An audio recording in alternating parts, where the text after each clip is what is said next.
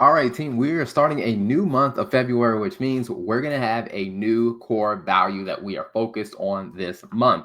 And our core value that we're going to be focused on this month is honest conversation. So, let me give you a little bit of context on why this one is so important for us as a team.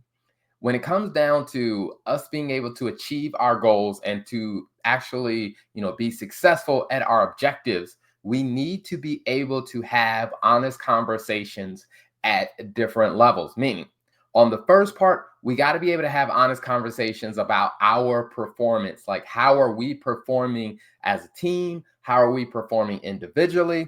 We also need to be able to have honest conversations about what is our capacity, meaning, are we capable of actually getting the work done? For example, we don't want to bring on a bunch of new clients that the team can't actually support. We also need to have honest conversations within the team, meaning being able to give each other honest feedback about, hey, what's going on? If you notice an error, if you notice an issue, we have to be able to do that. And then also having honest conversations with clients. So each week, I'm going to dive into each of these to go a little bit further. But the first one I wanted to deal with was performance. Now, within our company, we have we use what you would call the golden age framework. Now, what the golden age framework of performance is, what we've done is we've gone through every single role within the company, like every single employee. And what we've done is we've laid out a chart of what does it look like to be average? What does it look like to perform at a good level? What does it look like to perform at an excellent level? Now, the ultimate objective is we want everyone to perform at an excellent level. But what we do understand is that we're all going to start at different places depending on what your metrics are. And there may be some areas where you're performing at the good level and you haven't quite reached the excellent level, or some areas where you're performing at the average level, and we got to do some work. So here's what will happen is every one of you will receive a update on what your age chart looks like. So the one we're looking at here is for the finance director. And here's just an example of how it is going, or how these charts tend to look.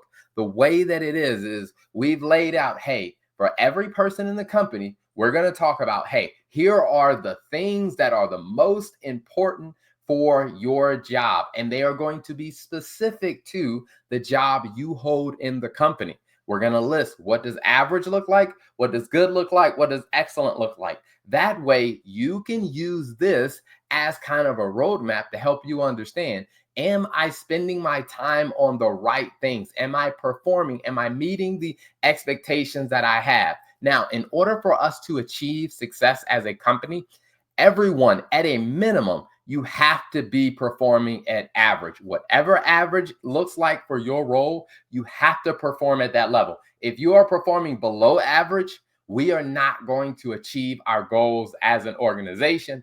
Plus, if you're not performing at the average level, at least, then we're going to have a different conversation about what changes, what adjustments we need to make to help you get to at least average. And from there, working with your manager or your team lead, we'll figure out what does it need to look like to help you go from average to good, and then from good to excellent.